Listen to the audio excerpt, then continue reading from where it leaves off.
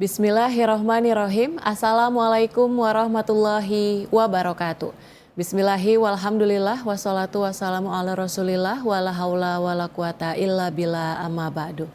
Pemirsa Sinpo TV dimanapun berada, mari bersama-sama kita panjatkan puji syukur kehadirat Allah Subhanahu wa Ta'ala yang telah melimpahkan rahmat dan karunia-Nya, sehingga pada hari ini kita bisa kembali bertemu dalam program Islam Penuh Cinta, penyejuk hati, penyegar iman. Bersama saya Tiara Dianti, dan tentu seperti biasa sudah hadir bersama kita di studio Sinpo TV Bapak Ustadz Ahmad Haris Riswanto. Assalamualaikum Pak Ustadz. Waalaikumsalam warahmatullahi wabarakatuh. Kabarnya gimana Pak Ustadz? Alhamdulillah, insya Allah selalu baik, sehat, afiat. Alhamdulillahirabbil alamin. Semoga kesehatan juga bisa dirasakan oleh pemirsa Sinpo TV dimanapun berada. Dan di pagi hari ini kita akan menemani pemirsa dengan episode ngobrol terkait dengan etika bertetangga. Nah, sebagai makhluk sosial, apalagi ya Pak Ustadz ya, dan juga hidup di tengah lingkungan yang bertetangga, tentu ternyata ada etikanya, ada adabnya. Nah, untuk penjelasan lebih lanjutnya kita akan langsung saja mendengarkan. Silakan Pak Ustadz. Baik. Assalamualaikum warahmatullahi wabarakatuh. Waalaikumsalam warahmatullahi wabarakatuh. Alhamdulillahilladzi 'allama bil qalam, 'allamal insana ma lam ya'lam.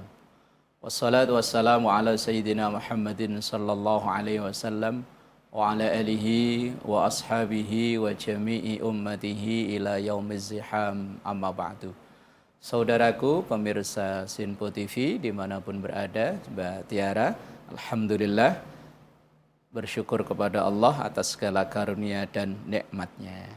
Pada kesempatan yang berbahagia ini kita akan berbicara tentang etika bertetangga.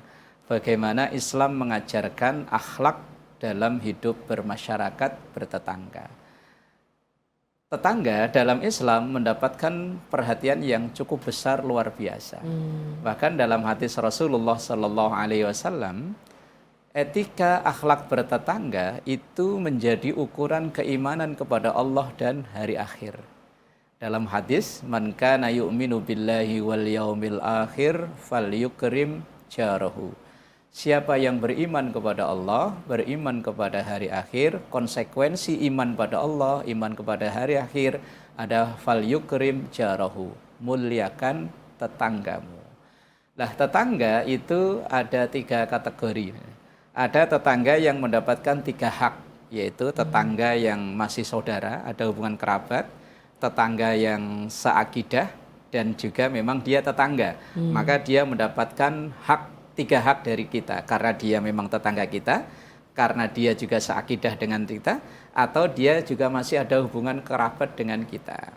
Kemudian yang kedua, ada tetangga yang dapat 2 hak saja, yaitu karena memang dia tetangga kita, dan 2 karena dia memang satu kerabat dengan kita. Kemudian ada yang dapat 1 hak, yaitu tetangga, ya dia memang tetangga, tapi dia berbeda agama dengan kita, tapi juga tetap sama, tetangga.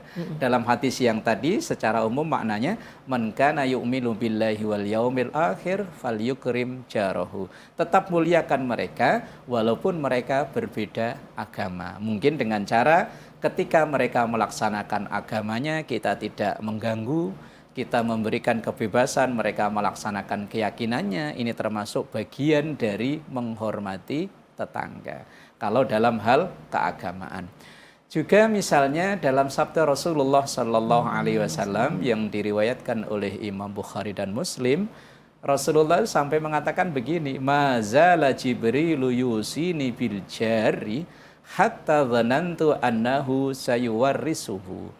Jibril itu selalu berwasiat kepadaku tentang berbuat baik kepada tetangga, sehingga saya mengira bahwa tetangga itu orang yang berhak atau boleh mendapatkan warisan. Itu maksudnya saking penghormatannya ajaran agama ini terhadap tetangga itu sendiri. Kemudian juga ada hadis yang hampir semakna dengan hadis yang pertama tadi saya baca, man kana yu'minu billahi wal yaumil akhir fala yu'dzi jarahu.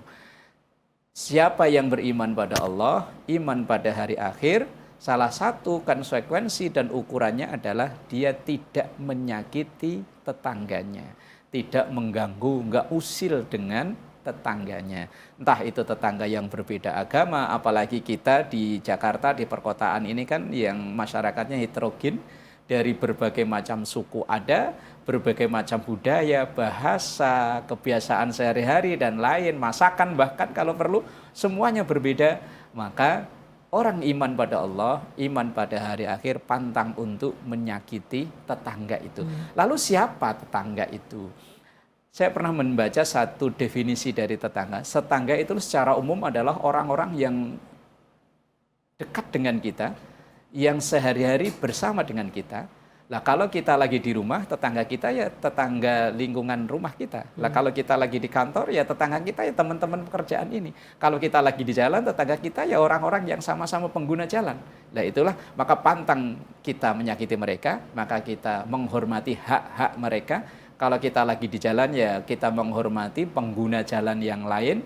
Kita tidak nyerobot trotoar kalau kita lagi berkendaraan. Kalau memang lampu merah ya kita berhenti, memberikan hak kepada mereka yang menyeberang jalan. Karena beberapa hari yang lalu ada viral security yang bermasalah dengan orang yang menerobos lampu merah. Ini karena mungkin ya ada orang yang tidak menghormati tetangga dalam arti ketika mereka sama-sama di jalan itu tadi.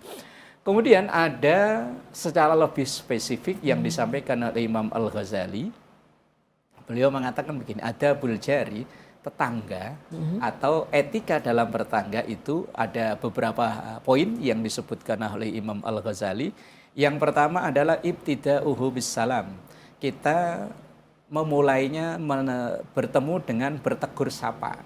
Kalau yang sesama muslim ya entah dengan assalamualaikum. Kalau yang berbeda agama ya mungkin dengan selamat pagi.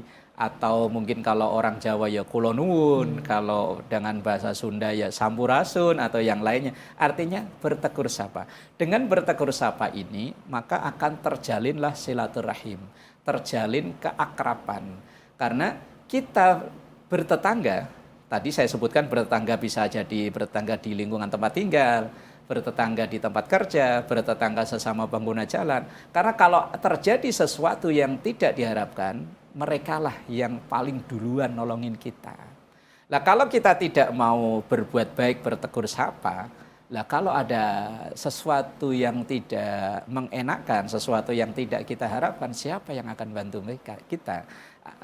Paling tidak ketika kita berada di lingkungan rumah kita, maka kenalilah tetangga kita dengan minimal bertegur sapa. Terkadang memang kondisi keadaan masyarakat perkotaan ketika hari kerja jarang di rumah, paling tidak ketika Sabtu Minggu atau hari libur biasanya kan ada kegiatan entah kerja bakti, entah ada apalagi menjelang Agustusan biasanya ada momen-momen perlombaan. Yang ini kan intinya untuk saling mengakrabkan. Lah, saling mengakrabkan itu awalnya dengan bertegur sapa, minimal dengan assalamualaikum atau dengan yang lain sebagainya. Kemudian etika yang kedua. Ternyata Imam Al-Ghazali menyebutkan begini, wala yutilu minhu bil kalam. Wala yutilu ma'hu bil kalam.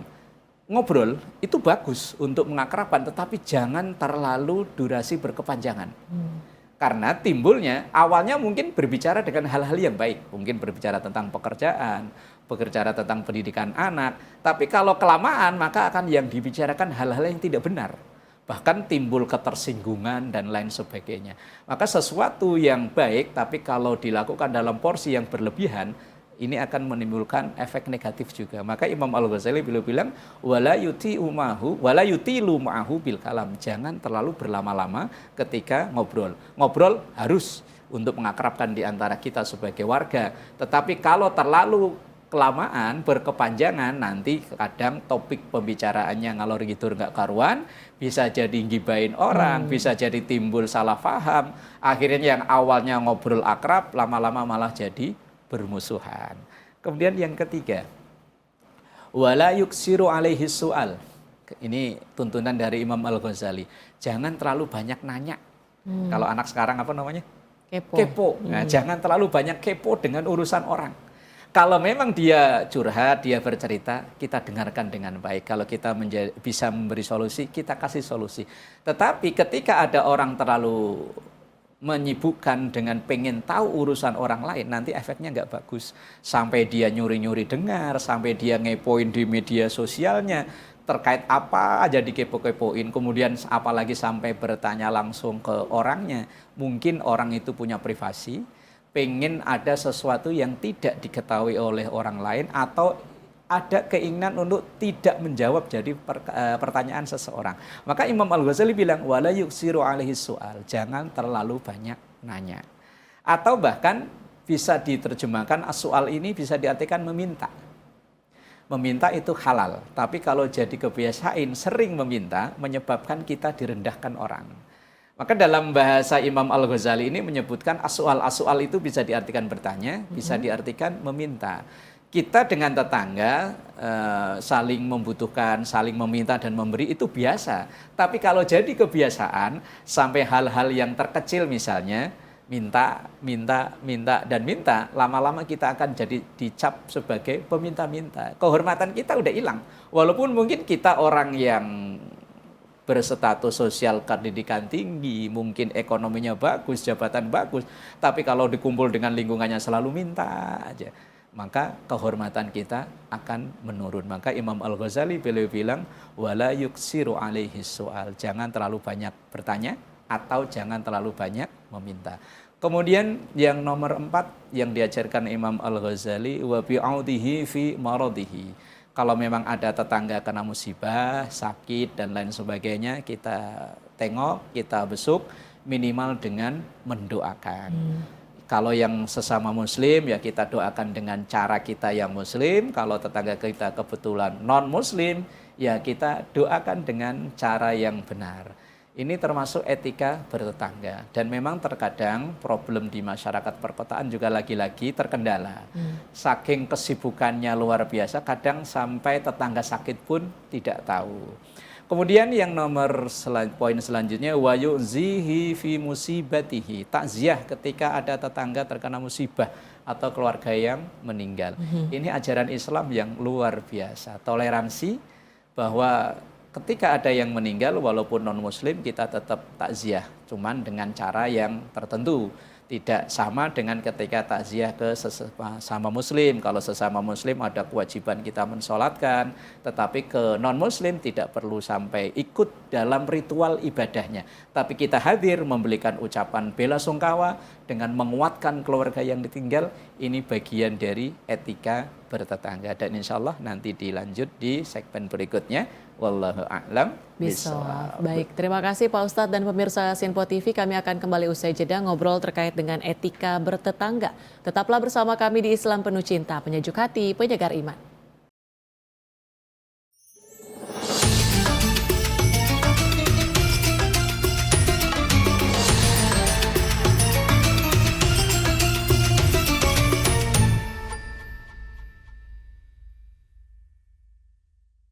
Alhamdulillahirabbil alamin, Anda kembali menyaksikan Islam Penuh Cinta, penyejuk hati, penyegar iman. Masih bersama saya Tiara Dianti dan tentu bersama Bapak Ustadz Ahmad Haris Reswanto. Di mana di episode kali ini kita ngobrol terkait dengan etika bertetangga. Tadi di segmen awal sudah disampaikan beberapa poin, mulai dari bertegur sapa, kemudian juga kalau misalnya kita lagi ngobrol ya Pak Ustadz ya jangan terlalu kepo gitu. Kalau misalnya tetangga kita nggak mau terlalu belak-belakan cerita ya jangan terlalu digali terus pertanyaannya gitu ya Pak Ustadz ya. Terus jangan terlalu banyak meminta juga, dan juga kalau misalkan tetangga kita sakit kita nengok, kita nggak besuk gitu ya Pak Ustadz, atau minimal mendoakan. Nah, terus juga bisa salah satu etika yang lain yaitu dengan bertakziah. Nah apalagi nih Pak Ustadz poin-poin dari etika bertetangga, silahkan dilanjut. Baik, saudaraku yang dimuliakan Allah, pemirsa Sinpo TV dimanapun berada, juga Mbak Tiara, kita yang hidup sebagai makhluk sosial tentu bertetangga, tentu ada etika yang diajarkan oleh Islam. Di segmen yang sebelumnya udah ada beberapa poin yang disampaikan oleh Imam Al-Ghazali dan juga dari hadis Rasulullah SAW.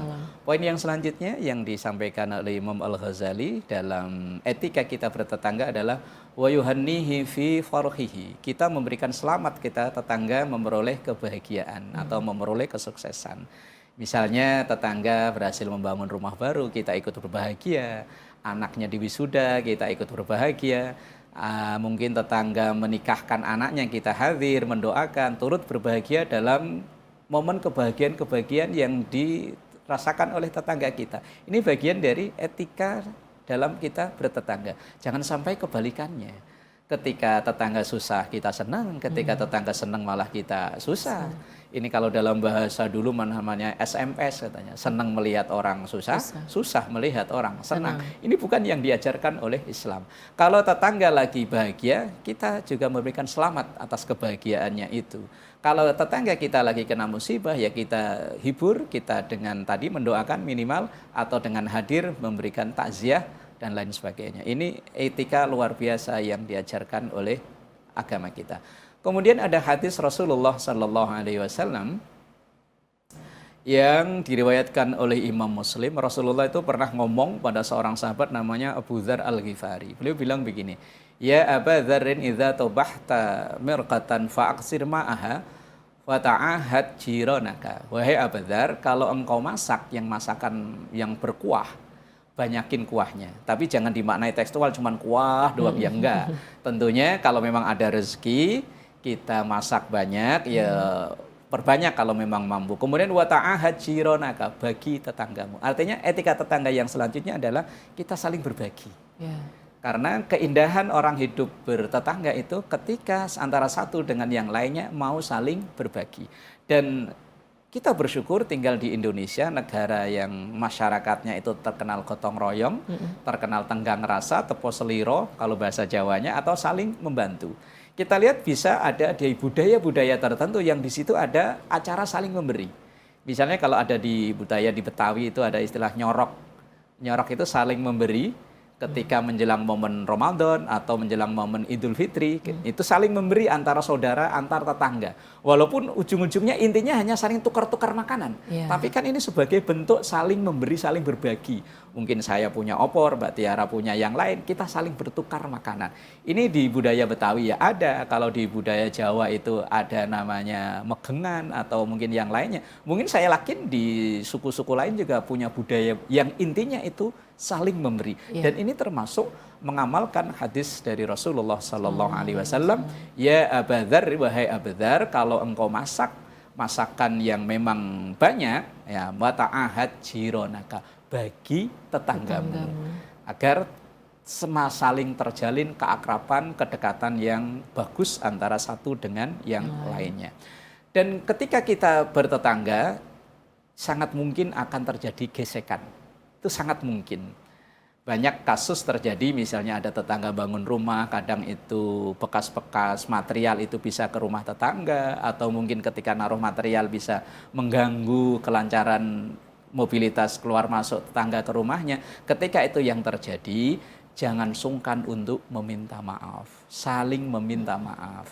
Ketika misalnya di rumah kita ada keramaian, mungkin kita lagi ada hajatan, ada apa, pastikan akan mengganggu kebiasaan-kebiasaan yang ada di rumah-rumah sekitar rumah kita. Mungkin parkir motornya, parkir mobilnya, atau mungkin kita pasang tenda yang sampai menghabiskan depan rumah tetangga. Maka tidak sungkanlah, janganlah sungkan untuk saling meminta maaf ketika ada hal-hal yang bisa menjadi atau menyebabkan gangguan kepada orang lain. Apalagi mohon maaf, misalnya terkadang budaya kita ada yang hajatan di depan jalan, apalagi jalan itu jalan umum, ya tentunya harus banyak meminta maaf. Hanya khawatirnya saat kita hajatan itu maksudnya ngundang orang untuk mendoakan, tapi ternyata di sisi lain banyak orang yang nyumpain kalau bahasa sini ya. Satu sisi mendoakan, tapi sisi menyumpain lah. Khawatirnya yang nyumpain lebih banyak daripada yang mendoakan. Makanya dulu Mbak Tiara, saya pernah bertanya ke salah satu tokoh pengurus Majelis Ulama Indonesia tentang hajatan yang menutup jalan. Ini kan problem di masyarakat kita ini. Lah, Kiai Syed tersebut menjawab begini, kalau itu jalan akses satu-satunya, itu haram menutup jalan itu. Karena ini jalan hak akses orang lain yang lalu lalang, kebutuhan banyak. Tapi kalau itu masih ada akses lainnya, dihukumi mubah. Tetapi beliau langsung membuat analogi seperti ini. Ketika ada orang hajat, kemudian dia nutup jalan, itu kan tujuannya ngundang orang. Umpama yang diundang 500 orang, yang datang taruhlah 500, yang mendoakan tentu 500 itu. Tapi sisi lain, bagaimana dengan nasib pengguna jalan? Apalagi itu jalur dilewati angkot, Yang umpama angkot di situ ada 100 angkot, kalau 100 angkot itu ada penumpangnya 5 orang, berarti kan 500 juga. Belum banyak sepeda motor, belum pakai mobil lain. Kira-kira ketika jalan itu ditutup, kemudian jalan akses muternya jauh atau bahkan susah, kira-kira orang-orang yang diangkot, para pengguna jalan ini ngedoain apa nyumpahin? Lah kalau ngedoain alhamdulillah, tapi kalau nyumpahin, kalau lebih dari 500 orang rugi dong. Nah, ini jawaban beliau. Ini artinya kondisional. Kalau memang itu jalan utama dan nggak ada akses lain, kalau nutup ya jangan semuanya, separuh lah. Kalau memang mampu ya lebih baik sewa gedung kalau mampu, tapi kalau enggak ya jangan ditutup semuanya. Karena ini sangat mengganggu dan jalan ini adalah hak tetangga kita terdekat dan juga tetangga kita jauh untuk berlalu lalang. Bisa jadi di situ ada ambulan membawa orang sakit, di situ ada ambulan membawa orang yang mau melahirkan dan lain sebagainya, sangat-sangat mengganggu. Ini etika yang diajarkan dalam Islam begitu luar biasanya. Dan tadi di hadis yang di awal saya sampaikan, tanda iman pada Allah, iman pada hari akhir itu adalah tidak mengganggu tetangga. Mengganggu itu bisa dengan suara bising. Kadang ada orang yang mentang-mentang ini audio dia beli sendiri, listrik pakai dia sendiri, dia nyetel sesukanya. Iya, kalau di dalam rumah ada pengedap suara, tapi kalau di luar ada tetangga yang mungkin dia lebih senang dengan kesunyian, lagi sakit, punya anak kecil. Ini kan sangat mengganggu. Muslim pantang mengganggu, apalagi tetangga orang yang hidup bersebelahan. Terkadang ada orang parkir mobil yang sesukanya, padahal ini akses nggak bisa dilewati kalau dia parkir mobil di situ. Atau mungkin dengan hal-hal yang lain yang mengganggu, atau bahkan tadi Rasulullah itu kalau ada yang masak banyak bagi, jangan sampai diganggu dengan hanya bau masakannya aja. Apalagi masak ikan asin, goreng ikan asin atau apa yang baunya itu kadang sampai kemana-mana, jangan hanya dikasih baunya, tapi cobalah dikasih fisiknya biar tetangga ini sama-sama merasakan. Dan ini beberapa hal yang diajarkan oleh hadis Rasulullah dan juga Imam Al-Ghazali tentang etika bertetangga. Wallahu a'lam bishawab. Tadi sudah disampaikan beberapa etikanya Pak Ustadz, dan tadi juga Pak Ustadz sudah menyampaikan beberapa contoh. Mungkin ada tetangga yang memang menyebalkan gitu Pak Ustadz ya, atau mungkin kita sendiri nih termasuk tetangga yang menyebalkan tanpa kita sadari. Betul. Nah, tapi gimana caranya Pak Ustadz menghadapi tetangga yang tadi mungkin menyebalkan ya Pak Ustadz, kan lama-lama kalau dibiarin gondok gitu ya. Kok lama-lama dibiarin nggak sadar-sadar gitu Pak Ustadz. Nah, gimana caranya kita di satu sisi kita ingin hidup bertetangga dengan damai gitu ya Pak Ustadz ya, namanya tetangga kan hidupnya hari-hari ketemu gitu Pak Ustadz. Tapi satu sisi kok kayaknya kalau dibiarin, kalau nggak dibilangin ternyata makin lama makin nyebelin. Itu gimana Pak Ustadz? Baik saudaraku yang dimuliakan Allah, pemirsa Sinfo TV yang hampir mungkin 100% kita ini hidup bertetangga ya. Dan mungkin bisa jadi ada tetangga yang modelnya seperti itu. Ini pernah ada kasus. Seseorang itu kalau wallahu alam mungkin wastafelnya lagi bermasalah, dia kalau cuci piring itu buang itunya ke jalanan. Sampai akhirnya jalanan itu menggenang, ketika ditegur oleh tetangga akhirnya malah berantem. Nah, itulah untungnya di situ di kita itu dibentuk ada RT, ada RW. Itu kan maksudnya rukun tetangga itu biar sama tetangga sama-sama rukun. Rukun RW biar satu tetangga satu warga ini bisa rukun. Dan disitulah fungsinya seorang pemimpin yang adil. Akhirnya didamaikan di pengurus RT, pengurus RW, artinya terjadilah solusi. Akhirnya tetangga yang biasa buang bekas cuci piring itu kan dibuang di jalan, akhirnya dibuang di, ya walaupun tetap nggak bagus juga di got. Tapi kan tidak dibuang di jalan yang itu mengganggu depan rumahnya, kanan kirinya dan lain sebagainya. Ini artinya ketika ada persoalan antara tetangga, coba selesaikan dengan pengurus wilayah. Karena disitulah kita tinggal di Indonesia, terbentuknya rukun tetangga, rukun warga itu salah satu fungsinya adalah seperti itu. Cuman ya problem lagi terkadang ketika yang bikin masalah malah RT-nya. Oh ya. Ini yang bikin problem lagi. Kan ada atasannya lagi, ada atasannya lagi, ada atasannya lagi. Dan insya Allah nggak ada masalah yang tidak terselesaikan asal kita mau dengan kepala dingin, dengan hati yang lembut menyelesaikan masalah, tidak didasari dengan kebencian, tidak didasari dengan sentimen pribadi, dengan emosi, tidak. Insya Allah ada solusinya. Itulah Ya kita bersyukur kok tinggal di Indonesia ini yang dengan seperangkat aturan tadi ada RT RW dan macam-macam, ada tokoh masyarakat, istilah tempat kita menyelesaikan permasalahan di dalam kita hidup bertetangga itu. Wallahu a'lam Bisawab. Baik, terima kasih Pak Ustadz dan juga pemirsa Sinpo TV. Akhir kata saya Tiara Dianti mewakili seluruh kerabat kerja yang bertugas pamit undur diri. Wassalamualaikum warahmatullahi wabarakatuh. Astaghfirullahaladzim lakal ma'bud ya dzal jalali wal ikram. Bismillahirrahmanirrahim. Allahumma ij'al jam'ana hadza jam'an marhuma wa tafarruqana min ba'dihi tafarruqan ma'suma. Rabbana atina fid dunya hasanah wa fil akhirati hasanah wa qina adzaban nar. Sallallahu alaihi sayyidina Muhammad wa ala alihi wa sahbihi wa sallam. Walhamdulillahi rabbil alamin. Assalamualaikum warahmatullahi wabarakatuh. Waalaikumsalam warahmatullahi wabarakatuh.